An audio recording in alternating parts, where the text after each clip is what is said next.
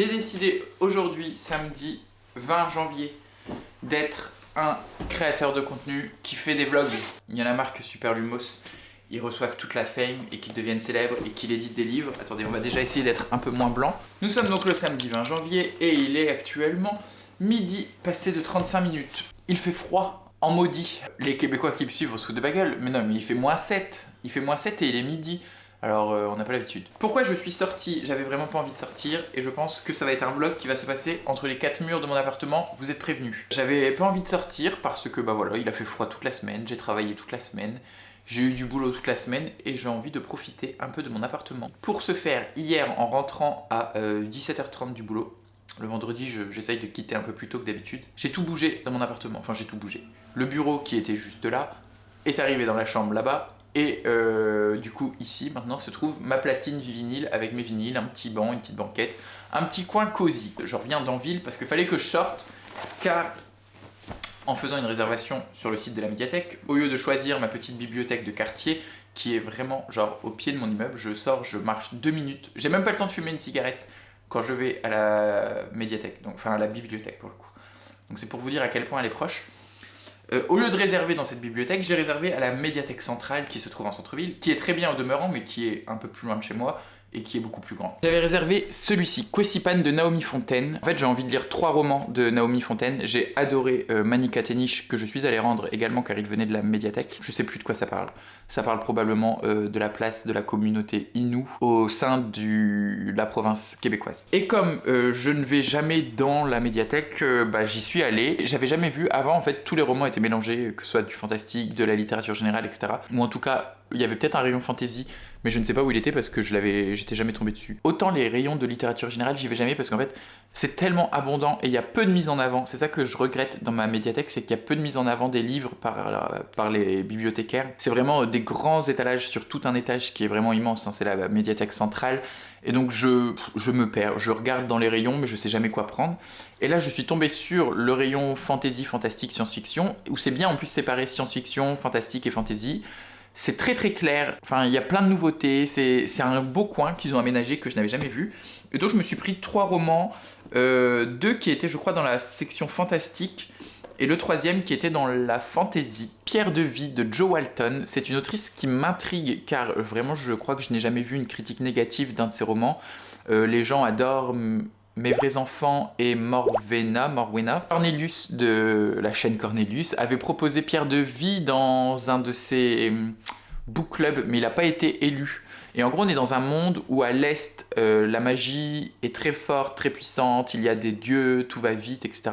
Et à l'Ouest, la magie est totalement absente. Et je crois qu'on va suivre une personne qui vient d'un côté et va vivre dans l'autre, ou un truc comme ça, et elle est poursuivie par Agdisdis, la déesse du mariage. J'aime pas trop la couverture qui fait un peu kitsch, je trouve, mais l'autrice et l'histoire me font très envie. Ensuite, je me suis également pris La contre-nature des choses de Tony Burgess chez Actes Sud. C'est un truc apocalyptique, ça c'est plus de la science-fiction d'ailleurs, c'était classé dans fantastique, mais on est... Oh là, j'avais pas... Attendez, je viens de tomber sur une page. C'est que des formules mathématiques. C'est un monde apocalyptique où on sait pas quoi faire des corps des gens morts parce qu'il y a de plus en plus de morts et donc on les met en orbite et je crois que ça s'appelle l'orbite charrie 1 milliard de cadavres. Je pense qu'il y a un petit délire Walking Dead, zombie. L'apocalypse zombie aura surtout généré un gigantesque problème de gestion des déchets. C'est très très court et ça va être parfait pour ce week-end car je vous explique après ce que je compte faire. Je me suis pris enfin un texte que j'ai très envie de lire car j'ai envie de découvrir cette autrice et je l'ai jamais fait. Les dangers de fumer au lit de Mariana Enriquez. J'ai les 3 sur ma liseuse, hein. J'ai Les dangers de fumer au lit, Ce que nous avons perdu dans le feu et Notre part de nuit. J'ai jamais lu aucun des 3. J'ai commencé je crois Notre part de nuit, mais vraiment ça devait être un moment où c'était pas pour moi parce que franchement c'est un peu tout pour me plaire. Là c'est un format nouvelle, je sais pas combien il y a de nouvelles, une dizaine je pense.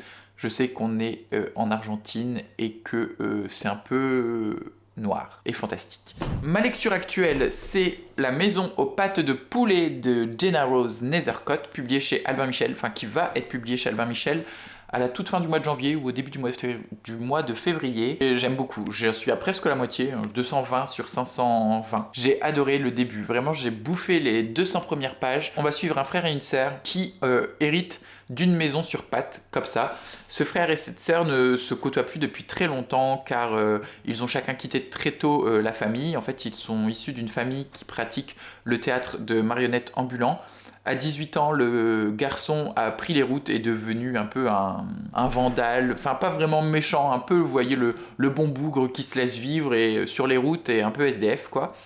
Et sa sœur, elle, est devenue ébéniste. Et donc, elle travaille plein d'objets qui ne sont pas des marionnettes. Car très vite, on va se rendre compte que ces deux personnages, le garçon et la fille, ont chacun un pouvoir particulier. Et on est avec cette magie qui est vraiment tout en douceur. Alors même s'ils héritent d'une maison qui est jonchée de pattes de poulet et qui marche, il y a des petits éléments de magie dans notre monde tel qu'on le connaît qui sont remarquables, que les gens peuvent voir, mais qui sont assez doucereux. Enfin, je sais pas. Il y a une ambiance qui est géniale. J'adore le mélange un peu... Alors c'est pas what the fuck parce que... Ouais, c'est du réalisme magique. Je pense que ça s'apparente un peu au réalisme magique. Je vais même pas vous spoiler, mais le pouvoir de la fille s'appelle l'embrasement. Et donc l'embrasement avec un E majuscule. Et on parle de ça comme si c'est quelque chose de tout à fait normal, sans que ça remette des choses en question, même si on nous explique un peu ce que c'est. Je vous le dis pas pour que vous gardiez la surprise. Voilà. Donc pour l'instant, franchement, j'adore cette lecture. Comme je vous l'ai dit, il fait très beau, mais j'ai pas très envie de sortir. Donc le plan pour ce week-end, c'est de lire. J'ai très envie de lire. Et autre chose, j'ai dans une étagère chez moi cette statue de Jésus-Christ depuis très longtemps. Je l'avais acheté je ne sais plus où. En brocante probablement ou chez Emmaüs. Et j'ai envie de le rendre un peu plus fun, un peu plus drague, parce que là, vous voyez les ternes. Alors j'adore parce que c'est un Christ au Sacré-Cœur. Il y a le cœur au milieu du Jésus, du Christ. Et déjà ça, je trouve que ça fait un peu gros médaillon, drag queen, tout ça. Donc j'ai vu sur sur Pinterest, des gens qui peignaient des Jésus-Christ. Et donc j'ai envie de voir si je vais y arriver. Je sais pas si j'ai la peinture et les pinceaux nécessaires parce que vraiment la tête est quand même petite, hein, vous voyez, comparé à mon pouce. En tout cas, sinon je rendrai sa robe un peu plus fluo. Je lui ferai peut-être quelques petites mèches. Et si j'y arrive, je lui ferai un make-up, mais ça c'est pas sûr. Donc voilà, ça c'est le programme déco pour être bien chez soi. Et sinon de la lecture. J'ai envie de lire avec un petit vinyle, une petite boisson chaude. Enfin pour l'instant je vais surtout manger parce qu'il va être 13h et j'ai toujours pas mangé. Et j'ai décidé que ce week-end, je ne culpabiliserai pas. Enfin j'ai décidé, j'essaye de m'en convaincre encore. Si je ne sors pas ce soir, si je ne vois pas d'amis, si vraiment je reste chez moi, j'en ai besoin, mon corps en a besoin, j'en ai envie, mais je sais que malgré ces deux points, même si j'en ai envie et besoin, je suis capable de culpabiliser et de m'en vouloir de rester chez moi alors qu'il fait beau et que blablabla et que c'est le week-end. Sauf que j'ai envie d'être chez moi. Donc, ce week-end, Floris, on reste positif et on ne culpabilise pas de ne rien faire, car on a le droit de rien faire. Et c'est même recommandé.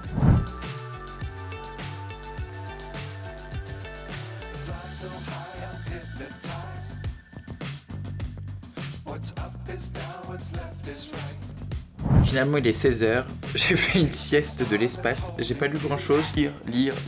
Et j'ai commencé à regarder un épisode de RuPaul et je me suis endormi. Je vais essayer de commencer à peindre ce bonhomme. Je sais même pas si la peinture va accrocher, on va tester.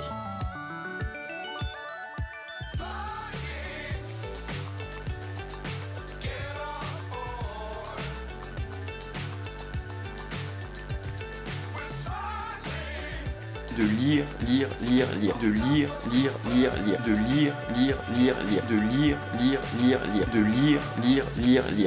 Ah, on est dimanche, il est 11h et je vous reprends. Ça va pas être un week-end comme je l'avais prévu, je pense, lecture. Car voilà, hier après-midi, j'ai pas fait grand-chose à part dormir, regarder RuPaul, mais je crois que je vous l'ai déjà dit. En tout cas, j'ai un peu avancé hier soir dans la maison aux pâtes de poulet. Après, c'était la demi-finale de Star Academy. Axel, il a perdu. Vraiment, j'étais pour Axel depuis le début, je le trouvais hyper attachant.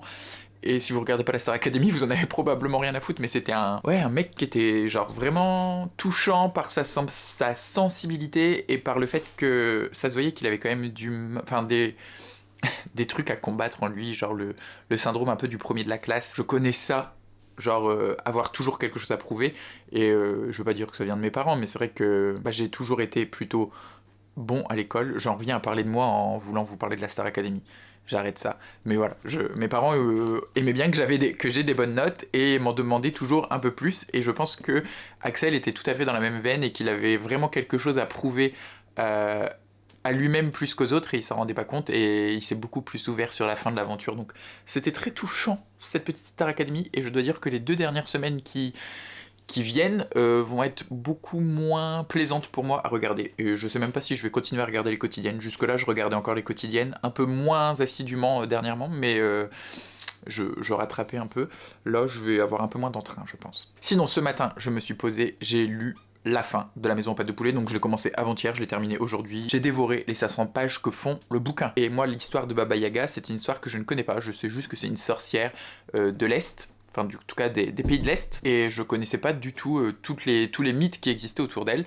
Et on en découvre beaucoup sur ce mythe en le contextualisant et en le rendant hyper contemporain avec cette histoire de frères et sœurs qui se retrouvent un peu voilà, le bec dans l'eau avec cette maison qui leur arrive tout droit de Kiev, qui a traversé l'océan en bateau sur un conteneur, et puis voilà, il la récupère. Et c'est vrai qu'au début, on se demande où sont les enjeux. On est avec ces 2 gamins qui récupèrent une maison, on voit pas trop où ça veut aller, enfin, c'est pas chiant. J'ai jamais trouvé ça à aucun moment chiant. En fait, sur les 500 pages, c'est ça que j'adore, c'est que j'ai eu aucune perte d'intérêt à aucun moment, même si l'histoire connaît des hauts et des bas, des moments plus rythmés, des moments un peu plus doux où la maison nous raconte l'histoire, parce qu'en fait on est dans des chapitres alternés entre le frère, la sœur et la maison nous raconte une histoire passée, l'histoire de Baba Yaga, et donc c'est vrai que ça a tendance à adoucir le récit, en tout cas à le rendre un peu moins rythmé quand la maison prend la parole, et c'est ce que j'ai adoré, c'est cette alternance.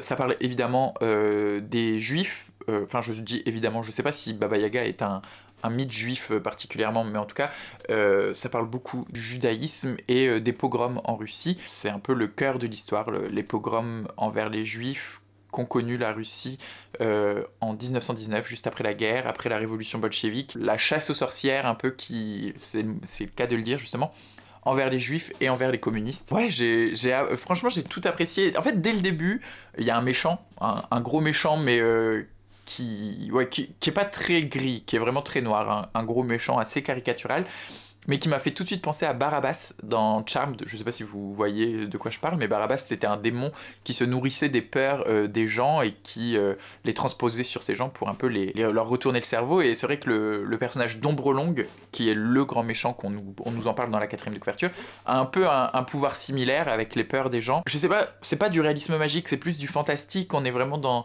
notre monde actuel avec des éléments surnaturels qui font peur. Et il y a une petite bande qui se crée, le frère et la sœur découvrent d'autres personnes, c'est un peu un roman de route, la maison marche, et en même temps le personnage de Isaac, le petit frère, a longtemps erré seul sur les routes, donc toute cette symbolique de l'errance, de la fuite, de l'exil ressort à travers les différentes pages. C'est très bien écrit, il y a des métaphores, et j'ai corné beaucoup de pages. Il y a beaucoup de textes par rapport à la guerre, par rapport à la chasse aux juifs qu'il y a pu avoir, mais aussi sur la mémoire et le souvenir, et c'est évidemment quelque chose qui résonne fortement de nos jours avec la Palestine, avec l'État d'Israël, avec toutes les guerres dans le monde, pas uniquement celle-ci parce que c'est celle dont on entend le plus parler, mais il y en a beaucoup partout, et sur le fait de raconter les histoires et comment une personne peut faire vivre l'histoire, la raconter, et continuer à faire vivre la mémoire de toutes les personnes. Enfin, franchement, je trouve un texte hyper important.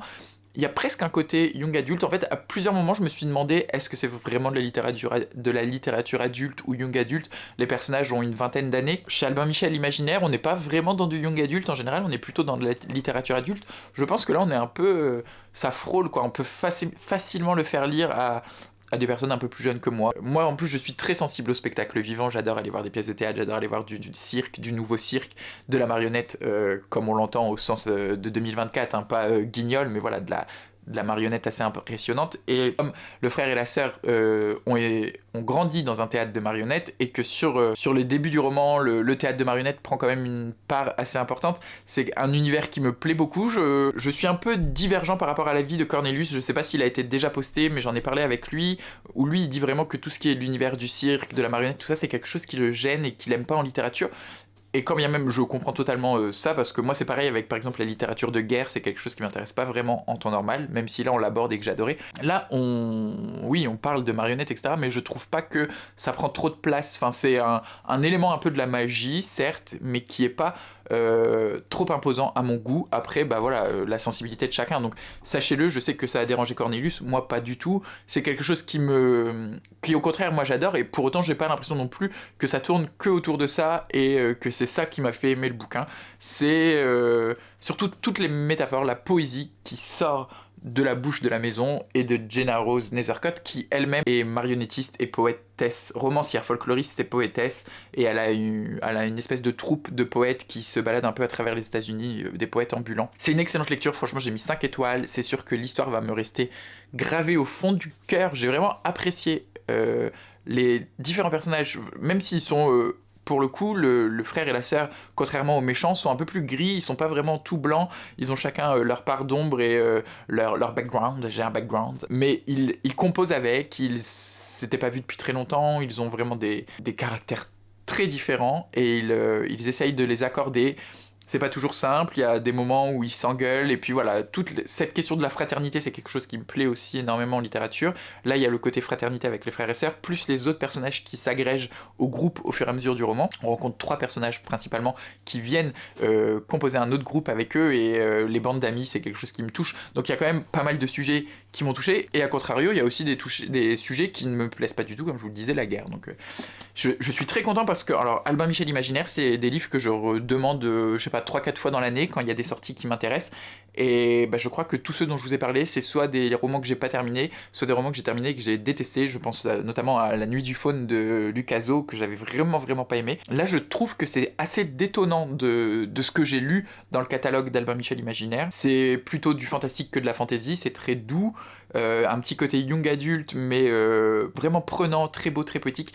Je suis étonné que ce soit publié chez Albin Michel, et en même temps ravi parce que comme ça, j'ai pas eu à le payer et je l'ai reçu gratuitement. Il coûte quand même 25€, mais j'ose espérer qu'il sorte en poche un jour car j'ai adoré. Je vais essayer de rédiger justement un avis un peu construit sur Goodreads, car j'essaye là actuellement de tenir mon Goodreads à jour avec des avis pour chaque livre, et comme ça je peux copier-coller mes avis Goodreads directement sur Instagram, et vice versa, hein, si je fais une photo Instagram, parce que j'aimerais bien que Instagram soit le reflet du compte YouTube, et sur YouTube je parle de toutes mes lectures, chose que je n'arrive pas à faire sur Instagram car j'ai la flemme de faire les photos et parfois d'écrire les avis, mais si je me force à les écrire pour Goodreads notamment, je peux facilement les copier-coller sur YouTube. Je vais lire peut-être cet après-midi Kwesipan de Naomi Fontaine. J'aimerais bien lire un autre livre, comme ça j'aurai au moins 2 livres dans ce vlog, donc je vais prendre un roman très court, un des 2 que j'ai emprunté à la médiathèque, donc soit Naomi Fontaine, soit La contre-nature des choses de Ted Burgess, je crois, je ne sais plus. Je vous reprends dans l'après-midi.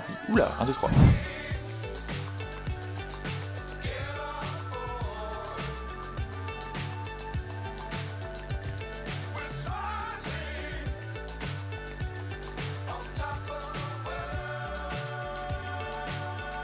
Le retour du plan avec la prise moche. Si vous étiez là au début de la chaîne, je filmais souvent durant les vlogs dans mon lit et on voyait tout le temps cette prise. Je sais pas si vous l'avez déjà remarqué, mais en tout cas moi à chaque fois ça me gênait. Je peux faire comme ça et on ne voit plus la prise. Là je suis dans un moment de ma journée que je déteste et je sais que je l'ai tout le temps. Il est 14h bientôt, enfin 13, moi il est 13h45. Et c'est un moment dans la journée où, même si je suis tout le temps pétri de bonnes intentions, je vous l'ai dit hier, j'ai envie de prendre ce week-end pour moi, d'en profiter, etc. Là, on est dimanche, il est 14h, et j'ai envie de rien. J'ai pas envie de rester chez moi, mais j'ai pas envie de sortir. J'ai pas envie de voir du monde, mais j'ai pas envie de rester seul. Pas envie de glander, mais j'ai pas envie de lire. J'ai pas envie de regarder la télé, mais j'ai pas envie de jouer aux jeux vidéo. Enfin, vous voyez, c'est un moment où je suis plein de contradictions, et ça m'énerve parce que ça arrive tout le temps, tous les week-ends, et c'est tout le temps vers cette heure-là. 14-16 heures à peu près, enfin dans l'après-midi, là où normalement on doit faire quelque chose, on doit être occupé. Et j'y arrive pas, je sais pas. C'est aussi peut-être un moment où j'ai moins d'énergie dans ma journée, parce que en semaine, je mange de midi à 12h30 en général, et de 12h30 jusqu'à 14h, je dors dans mon bureau, j'ai un petit fauteuil que je déplie, etc. Et je fais une sieste d'environ 1 heure en gros, genre je me mets dans le fauteuil vers 12h30, 13h, et je reprends le taf à 14h. Donc en fonction de si je m'endors ou pas directement. Et la semaine, c'est vrai que je ne prends pas forcément ce pli-là parce que je mange plus tard, vu que je suis à l'appart, etc. Donc là, il va être 14h. Et j'ai seulement envie de faire ma sieste maintenant, j'ai un peu comme 2 heures de décalage. Sauf que je me dis, si je fais ma sieste maintenant, je me réveille à 15h. Et quand il est 15h, t'as plus le temps de rien. Enfin, c'est pas que t'as plus le temps de rien, parce que bien sûr que si, t'as le temps de faire plein de choses à partir de 15h. Mais dans ma tête, ça ne fonctionne pas. À 15h, tu dois être en train de faire quelque chose, et si t'es en train de rien faire, faut que tu continues à rien faire. C'est un problème qui peut vous paraître totalement con, et en l'évoquant à haute voix, je m'en rends compte. Mais c'est quelque chose qui me... je pense que ça fait depuis le Covid et le moment où j'ai eu mon burn-out et où je suis resté très longtemps à la maison, enfin pendant 6 mois chez moi, sous antidépresseurs, je pense que depuis cette période-là, j'ai du mal à retrouver une routine correcte. Même si ça va beaucoup, beaucoup mieux et que je me sens bien mieux, il y a toujours des moments, des week-ends en particulier. Il y en a d'autres où ça va, certains où ça va et d'autres où ça va pas. Et là, même si j'ai essayé de m'auto-convaincre, j'ai du mal. Donc je me mets au lit. Je prends Kwesipan de Naomi Fontaine. Je ne sais toujours pas de quoi ça parle, donc je peux toujours pas vous en parler. Il faudrait que j'aille voir un ami, mais il fait hyper moche. Enfin, vous voyez, c'est nuageux dehors, quoi. Il fait froid et c'est nuageux, donc ça m'agace. Je me suis motivé, je suis sorti de mon lit. J'ai dormi 1 heure. J'ai dormi 1 heure, il est 15h et des bananes. J'ai lu genre 20 pages et je me suis endormi dans mon lit. Et puis tant pis, je ne ferai rien aujourd'hui. Et c'est très bien comme ça, c'est très bien, c'était le programme. Le chat n'avait plus de litière.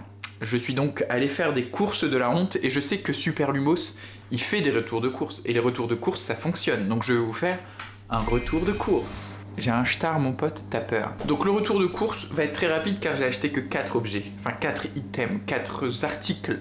Étant donné que je suis allé au Carrefour Market en bas de chez moi, qui coûte la peau de 3 couilles et demie pour ce que j'ai acheté.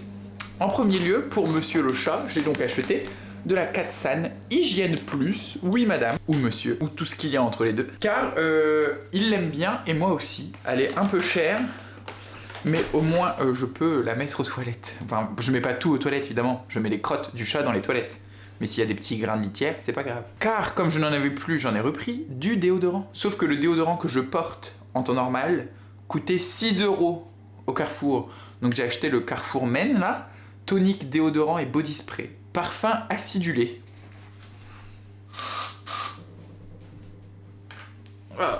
Ça sent l'homme en salle de sport. Ça pue le mort. J'ai quand même payé 3 balles. Hein. Pour mon petit 4 heures, je me suis pris des cookies fourrés pâte aux noisettes et chocolat. Car non, ce n'est pas du Nutella, c'est de la pâte aux noisettes de la marque Carrefour Extra. Et pour ce soir et me faire une gamelle pour demain, des petites vegetables à la taille. Je sais absolument pas ce qu'il y a dedans. C'est végétal. Est-ce que j'ai envie de savoir? 20% de panure, carottes, protéines de blé, champignons noirs, coriandre, citronnelle et épices. En vrai, ça a pas l'air dégueulasse. Je vais me faire ça avec du riz et une petite sauce au curry, je pense, et ça sera très très bien. Donc pour ces 4 items, j'en ai eu pour la modique somme de 17 €. Comment vous faites les gens qui habitent à Paris pour vivre? Enfin, je veux dire, si vous n'allez pas dans des grandes surfaces et que vous faites toujours vos courses là, chez Franprix, Monop ou les Carrefour Market, vous pouvez pas vivre décemment. 17 €. Mais à 16h, je me ferai une ricorée avec un petit cookie.